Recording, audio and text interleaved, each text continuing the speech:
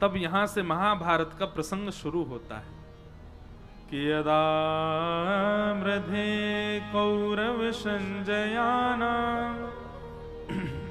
वीरेस्मथो वीरगतिं गतेषु ब्रकोदरा विग्धगदा विमर्श भ्रगनोरुदण्डे धृतराष्ट्रपुत्रे।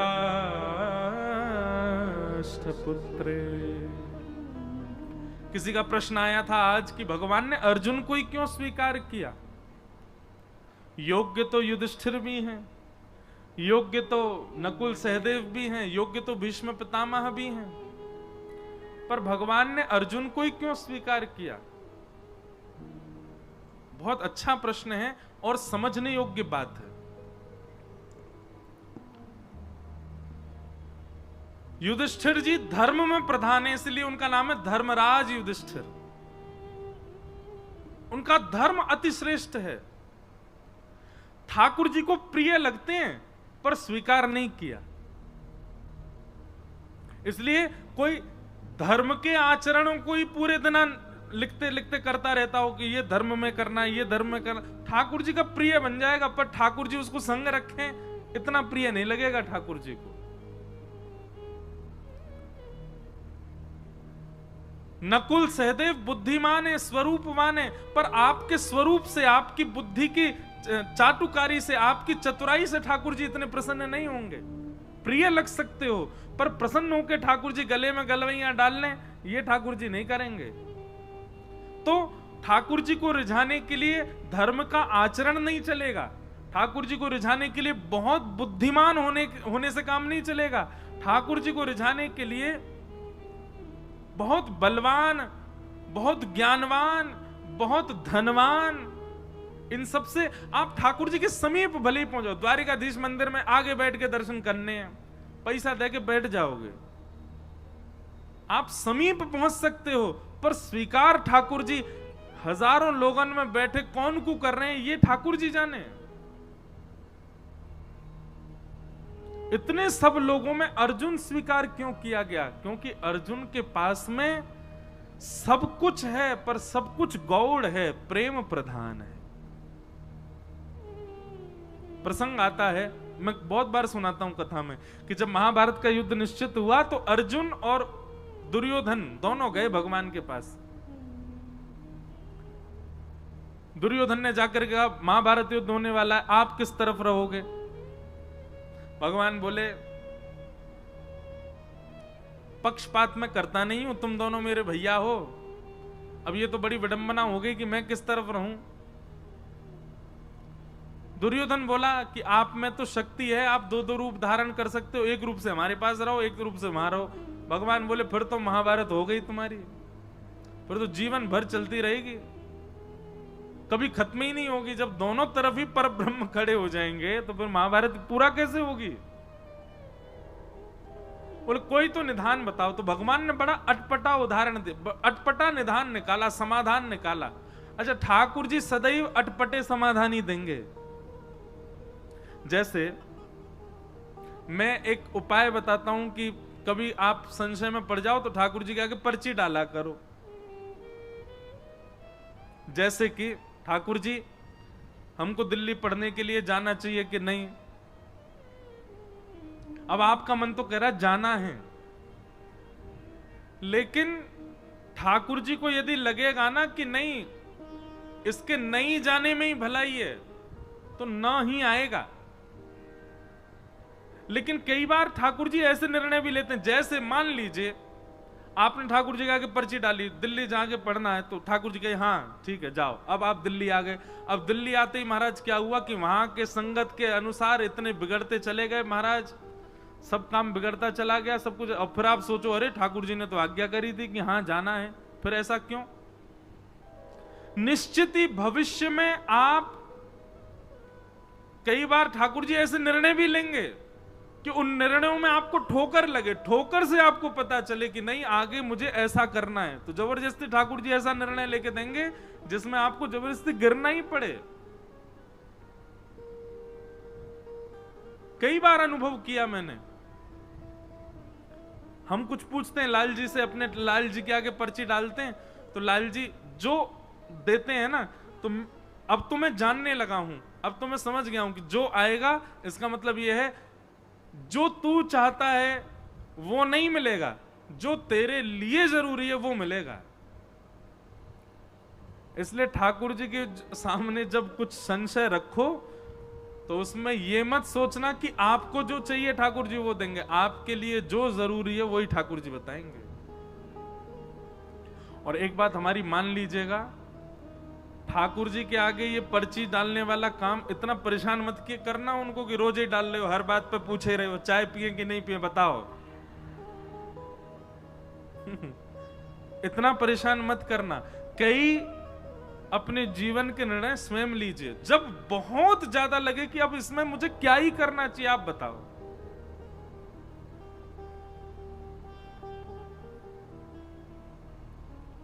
जैसे हम अभी गुरु दीक्षा नहीं देते, एक बार पर्ची मैंने मन रखा था कि जन्माष्टमी पर लाल जी से पूछेंगे,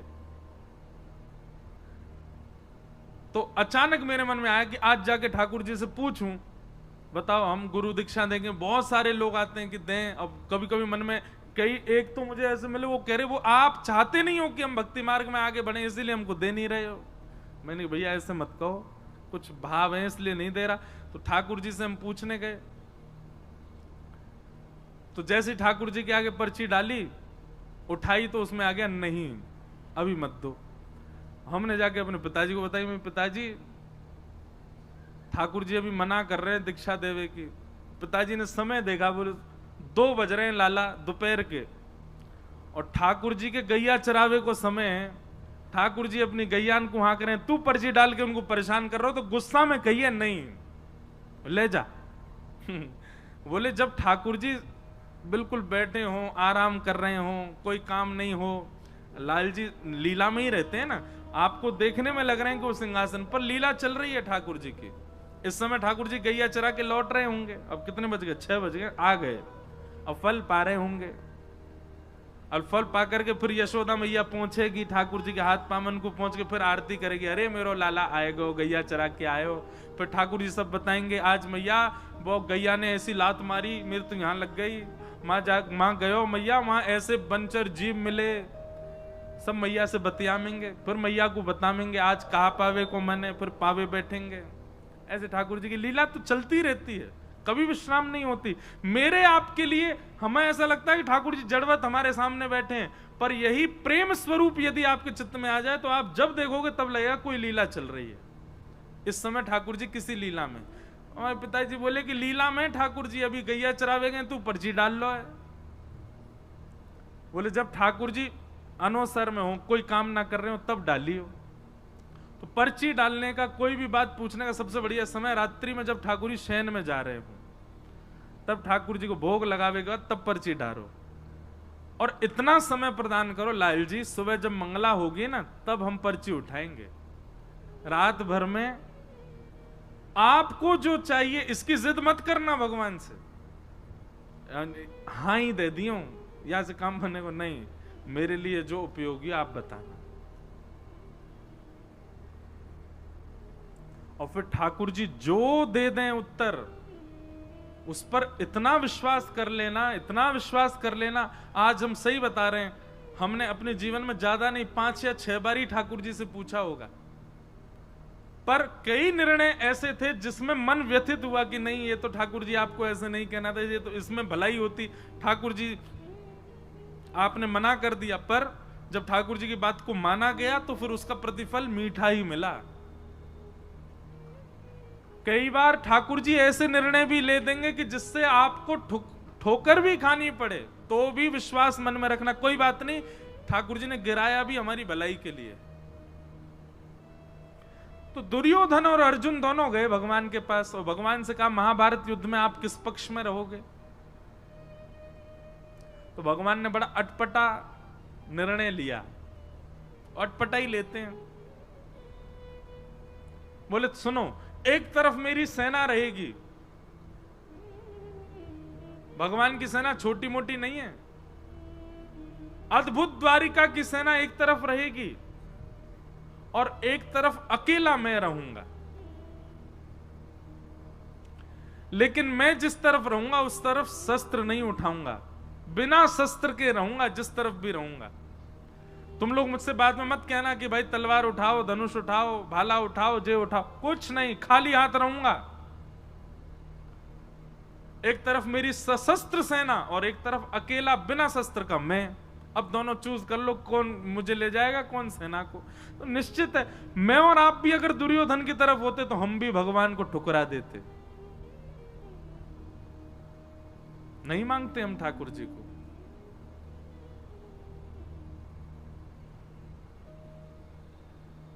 दुर्योधन ने कहा वो ऐसा है ना ठाकुर जी, आपका प्रेम थोड़ा पांडवों से ज्यादा ही है कुछ, आप तो पांडवों के पास ही जाओ, सेना मैं ले जाता हूं। भगवान बोले ले जाओ। सेना लेकर के दुर्योधन चला गया। अर्जुन सामने अकेला बैठा है। भगवान बोले अर्जुन तेरे लिए कितनी भी व्यवस्थाएं बना दूं मैं, लेकिन तेरी बुद्धि कभी जग नहीं सकती। अरे पहले बोल देता कि सेना हमको चाहिए, तुम्हारे पास सैन्य बल कम है। मैंने इसीलिए सेना का प्रस्ताव रखा क्योंकि तुम्हारी सेना कम है कौरवों से, तो तुम कह सकते थे कि हमारे पास सैन्य बल कम है, हमें सेना दे दो। अब मैं बिना शस्त्र के चला जाता कौरवों के पास। अब सेना तो वो ले गया, अब तेरे पास आऊंगा मैं। एक तो वैसी सेना कम तुम्हारी, और ऊपर से एक इंसान और बढ़ गया जो केवल खाएगा और सोएगा, कुछ नहीं करूंगा मैं। लेकिन अर्जुन प्रेमी है, ठाकुर जी के भावों को समझता है। मैं और आप अर्जुन की जगह होते तो रो गए होते इतनी बात में, ठाकुर जी अब फिर से कर दो टॉस, फिर से दे दो हमको, हम सेना ले लेंगे उसको, आप चले जाओ। हम तो कभी कभी मैं सोचता हूं कि बहुत गरीमत है कि द्वापर और त्रेता में हम आप नहीं थे, हम कलयुगी जीव नहीं थे, हम बड़े खतरनाक है महाराज। भगवान बलि के यहां गए तो बामन बन के गए और संकल्प लेते विराट हो गए। 2 पग से तीनों लोक नाप लिए। तीसरा पग रखने के लिए भगवान पर पास जगह नहीं बची तो बलि ने कहा तीसरा पग मेरे सिर पर रख दो। कभी कभी मैं सोचता हूं बलि की जगह मैं और आप में से कोई और होता तो हम ठाकुर जी को केस कर देते। बोले क्यों? बोले जब आए थे तब बामन बन के आए थे, चीटिंग करी इन्होंने, बड़े हो गए। हम तो 3 पग जमीन देने को तैयार हैं पर ये वामन बने, वामन बन के ही लें।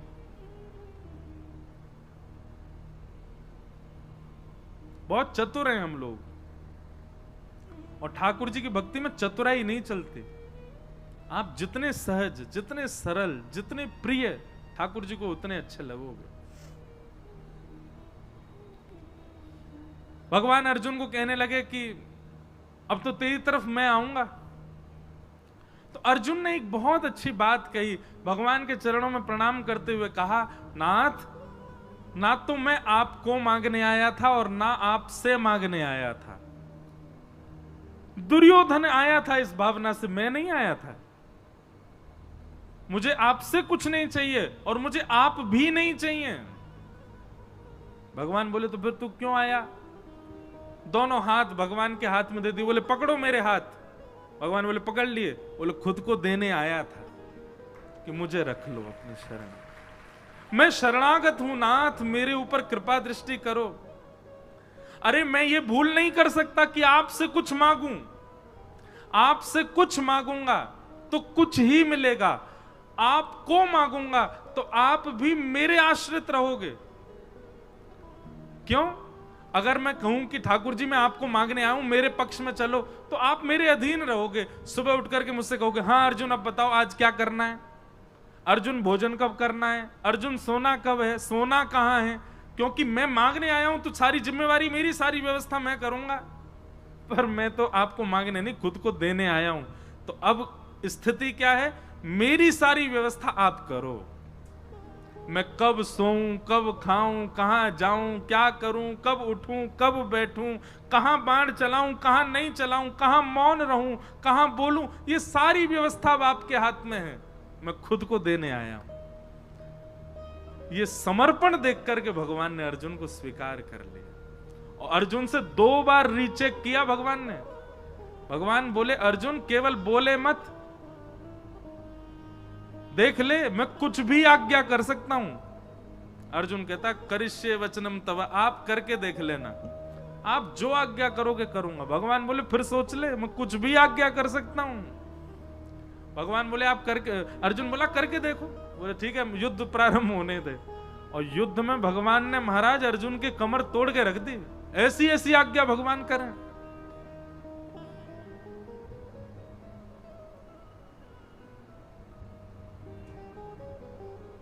लेकिन हर आज्ञा को स्वीकार किया अर्जुन ने, इसलिए भगवान ने अर्जुन को स्वीकार किया। क्यों? क्योंकि बाकी सब तो ठाकुर जी से मांग रहे हैं, ठाकुर जी को मांग रहे हैं, पर अर्जुन ने तो खुद को ठाकुर जी को दिया, खुद को अर्पित किया है, समर्पण किया है। समर्पण किया इसलिए भगवान उसके सारथी बन गए। और सारथी का मतलब कोई भगवान की पदवी कम नहीं हो गई है, बल्कि और श्रेष्ठ। हम सबको अपना सारथी ठाकुर जी को, सारथी मतलब कौन? जो राह दिखावे, जो लेकर के चले, कहां जाना है, कहां मुड़ना है, कहां बैठना है, कहां चलना है, ये सारथी ही तो कर सकता है। सारथी के अधीन होता है पीछे बैठा व्यक्ति। हर व्यक्ति अपना सारथी श्री कृष्ण को बनावे।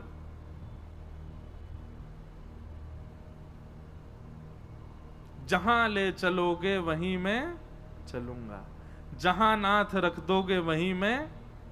ये जीवन समर्पित चरण में तुम्हारे, तुम ही मेरे सर्वस्व, तुम ही प्राण प्यारे। तुम्हें छोड़कर नाथ किससे कहूंगा, जहां ले चलोगे वहीं मैं चलूंगा। हम लोग ऐसे नहीं जी सकते। हम लोग तो बड़े खतरनाक है महाराज।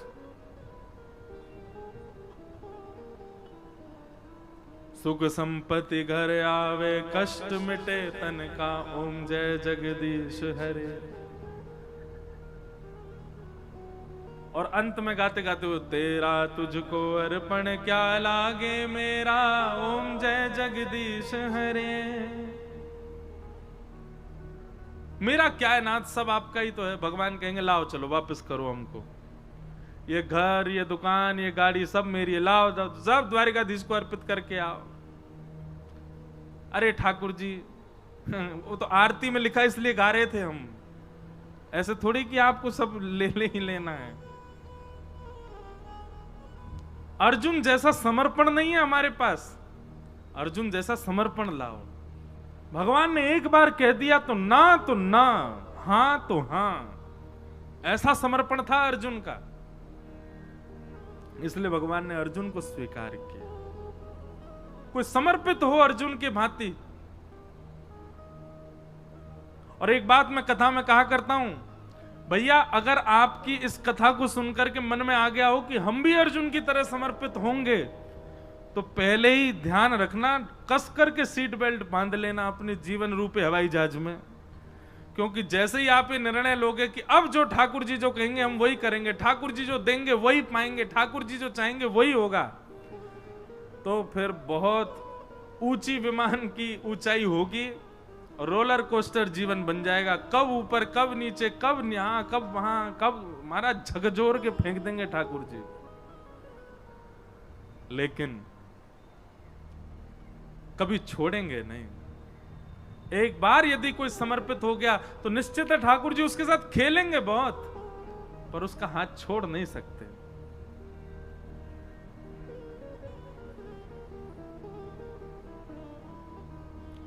हमारे इधर देखो, यहां देखो, यहां देखो, गोवर्धन में विराजमान थे पंडित श्री गया प्रसाद जी महाराज। नाम सुना?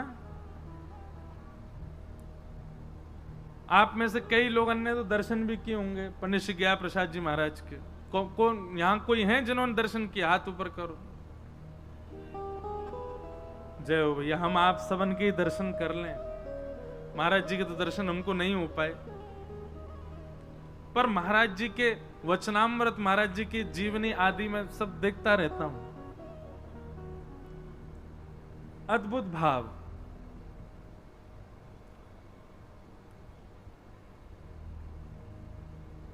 सब लोग सावधानी से कथा सुनो, कोई आए कोई जाए, आप तो बस भाव से सुनो कथा।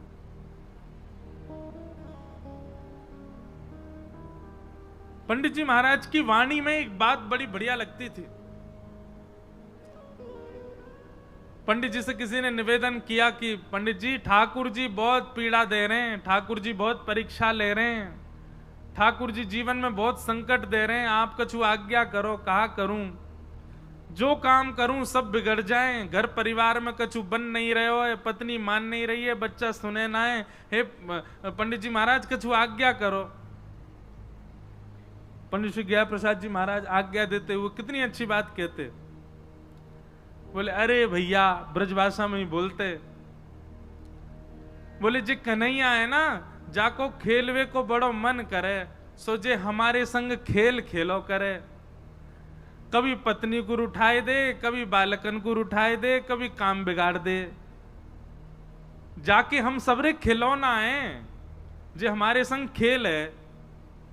लेकिन भैया या बात से दुखी मत हो कि ठाकुर जी खेल काय को रहे, बल्कि ठाकुर जी से प्रार्थना करो, जितनो मन चाहो ठाकुर जी उतनो खेलो, पर खिलौना बदलना नहीं चाहिए, मैं ही रहूं आपको खिलौना, खूब खेलो।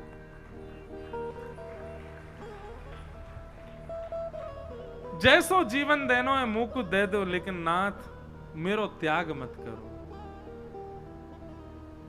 हरि जी मोरे, आज पूज्य गुरुदेव भगवान, हमारे पूज्य पिताजी महाराज, पूज्य गुरुदेव भगवान, दो संबंध हैं, गुरु स्वरूप भी हैं, पिता स्वरूप भी हैं, आज कथा में पधारे हैं। आप श्री को बारंबार प्रणाम है। बोलो वृंदावन बिहारी लाल। हरि जी मोरे अवगुण चित ना धरो, हरि जी मोरे अवगुण चित ना धरो, प्रभु जी मोरे अवगुण चित ना धरो, हरि जी मोरे अवगुण चित ना धरो,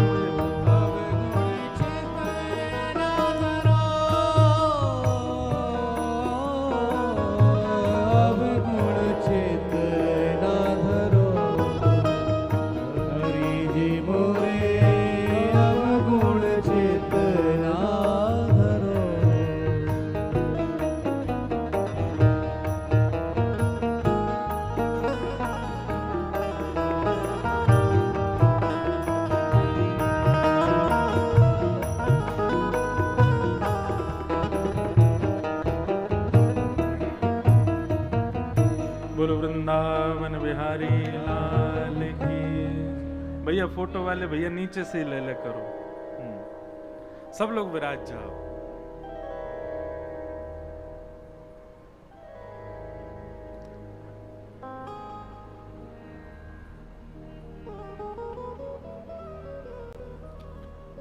यह भी एक सौभाग्य है ब्रज की कथा का कि पूज्य गुरुदेव भगवान, पूज्य पिताजी महाराज के भी दर्शन, और दर्शन तो का संग ही, अभी भोजन तो दोपहर को संग ही करके आए हैं लेकिन गुरु भावना से आप श्री के कथा में आगमन है जाए, न एक आशीर्वाद मिल जाए तो बहुत सुख मिले। आपकी ही कृपा प्रसादी है, आपकी ही कृपा दृष्टि, आपको ही आशीर्वाद है जो कुछ भी हम कह पा रहे हैं। तो बहुत सुंदर पद है, सब लोग मेरे साथ गाओ। हरि जी मेरे अवगुण चित ना धरो, हरि जी मेरे अवगुण चित ना धरो, प्रभु जी मोरे अवगुण चित ना धरो, प्रभु जी मोरे समदर्शी प्रभु नाम तिहारो, समदर्शी प्रभु नाम तिहारो, समदर्शी प्रभु नाम तिहारो, समदर्शी प्रभु नाम तिहारो, चाहो तो पार करो, चाहो तो पार करो,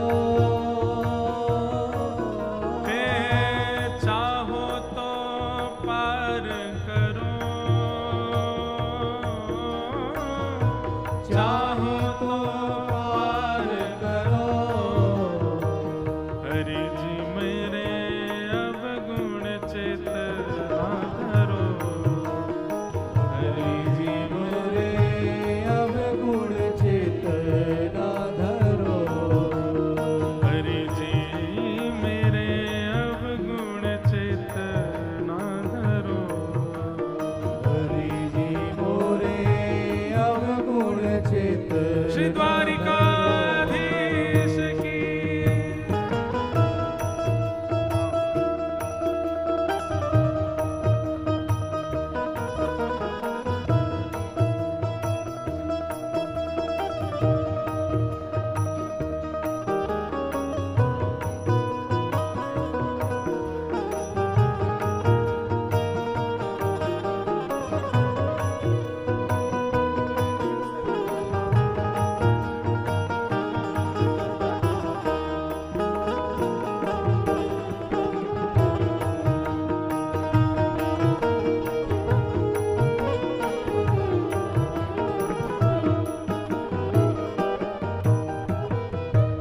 एक लोहा पूजा मेरा क्यों, पूजा मेरा क्यों, एक लोहा पूजा मेरा क्यों, एक लोहा पूजा मेरा क्यों, एक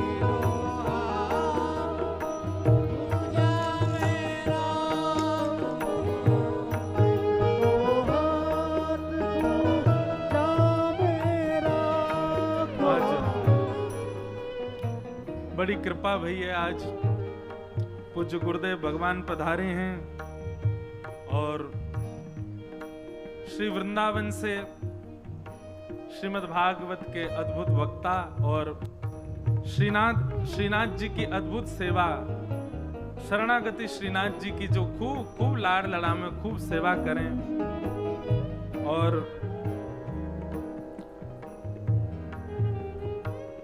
हमारे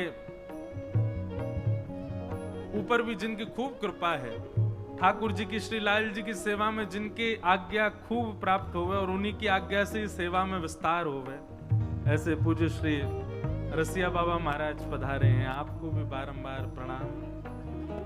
और साथ ही बंधुओं एक और महापुरुष पधारे हैं, भगवती प्रसाद गंधर्व जी। आप सब लोग द्वारिकाधीश दर्शन करने जाते हैं तो वहां द्वारिकाधीश जी में जो स्पीकरों में जो पद चलते रहते हैं वो गायक आप ही हैं। हमारे भारतवर्ष नहीं, पूरे विश्व में जहां कहीं भी पुष्टि मार्गी हवेली है, जहां कहीं भी श्रीनाथ जी, द्वारिकाधीश जी आदि की सेवा, पूरे विश्व भर में जहां कहीं भी मंदिर होंगे, ठाकुर जी के जितने भी पद पदावलियों का गायन का जो स्वर आप सुनते हैं वो आपका ही है। हमने निवेदन तो किया है कि आज भी, क्योंकि जन्माष्टमी से राधाष्टमी के बीच कोई समय है, तो कोई बधाई ठाकुर जी की आप सुने ही हो, तो जैसे ही आप स्वर सुनोगे ना, तो अगर द्वारिकाधीश जाते होंगे तो आपको पता चल जाएगी कि हाँ ये स्वर हमने सुना। मैं तो एक बात कहूं, जैसे हम आप सब लोगन के प्रिय गायक हो में, प्रिय सिंगर हो में, कोई को जगजीत सिंह जी पसंद है, कोई को लता मंगेशकर जी प्रिय हैं, कोई को आजकल के बालकन को अरिजीत सिंह प्रिय है, ऐसे ही हमारे ठाकुर जी के आज के प्रिय गायक यही हैं। हमारे लाल जी तो इनको ही सुनते रहे, सुबह मंगला से लेकर के रात्रि शयन तक की सेवा में सबरे पद आपके ठाकुर जी सेवा में स्वीकार करें। आज भी कथा में भी एक पद जरूर सुनाएंगे, पहले हम अपनो पद पूरा कर लें। देखो सूरदास जी को एक पद आयो, 3 महापुरुष आगे पद की एक पंक्ति गाते ही, हरि जी मोरे अवगुण चित न धरो। हरि मोरे अवगुण चित ना धरो। एक माया एक ब्रह्म कहावत, एक माया ऊंचे स्वर में गाओ सब लोग। एक माया एक ब्रह्म कहावत, एक माया एक ब्रह्म कहावत। सूर श्याम डगरो, सूर श्याम झगरो, हे शूर श्याम झगरो। ओ सूर श्याम झगरो। काय बात से झगरे? हे अब की बेर मोहे पार उतारो, अब की बेर मोहे पार उतारो। अब की बेर मोहे पार उतारो। अब की बेर मोहे पार उतारो। क्यों? नाही पन जात तरो, नाही पन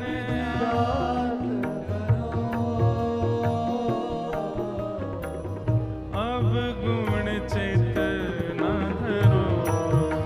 हरि मोरे अवगुण चित ना धरो। हरि जी मोरे अवगुण चित न धरो। हरि मोरे अवगुण चित ना धरो। हरि जी मोरे अवगुण चित न धरो। हरि मोरे अवगुण चित ना धरो। बोलो द्वारिकाधीश की जय।